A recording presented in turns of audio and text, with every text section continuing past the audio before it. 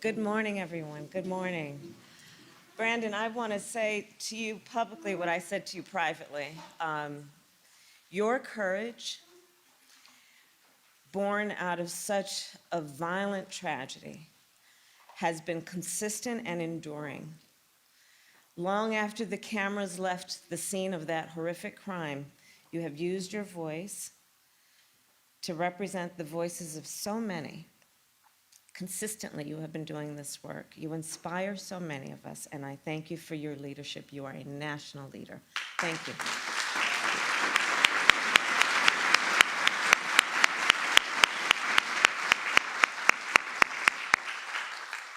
So, friends and family members of those we lost, civic and community leaders, and members of the clergy, your collective resilience, your compassion, and your commitment to action inspires me, inspires our administration, and inspires our entire nation. So it is a deep honor to be with you today.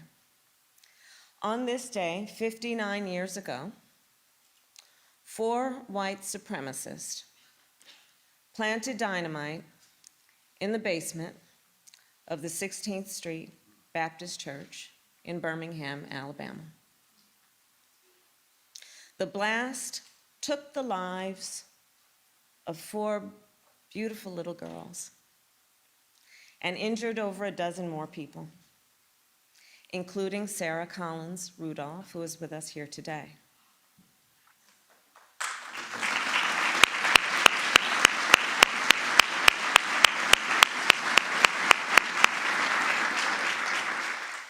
The bombing of 16th Street Baptist Church was an horrific act of violence meant to instill fear and terror in the people of Birmingham and in the people of our nation, meant to warn them against continuing in the fight for civil rights. Instead, however, people across America of all races, all ages, all backgrounds, joined in response and refused to yield in the face of this injustice.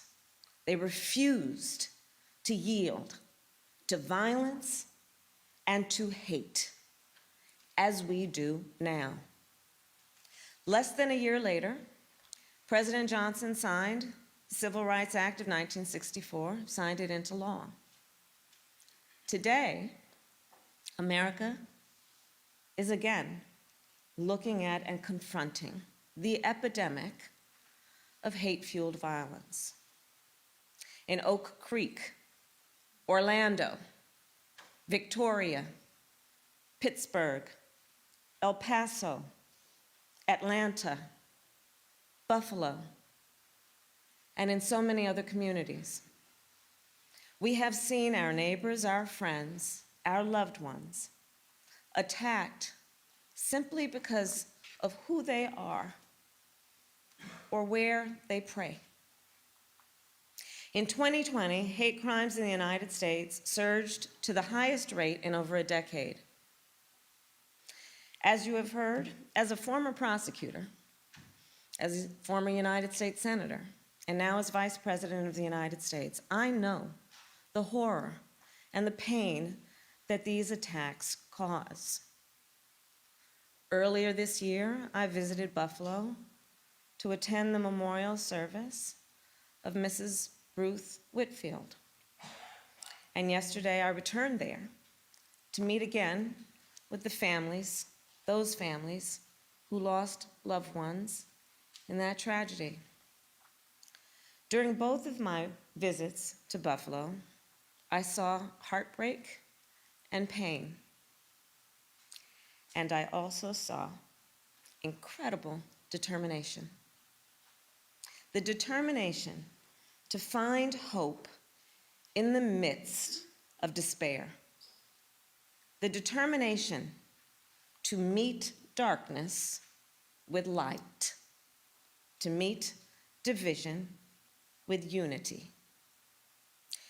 It is a spirit that is shared by so many in this room. And it is the spirit our nation must summon today. Today, we must rededicate to joining together to help our communities prevent, respond, and recover from acts of hateful violence. And our administration is committed to lead in this effort by investing resources in violence prevention programs to stop these horrific acts, and by strengthening how we support communities after the unimaginable has happened. Earlier this year, after speaking with families in Buffalo, I began working with leaders in our administration to identify ways the federal government can better provide coordinated and on-the-ground support in the wake of these tragedies. Later today, our president will announce our work to develop and strengthen our coordinated federal response to support communities that have been touched, that have been hurt by this violence.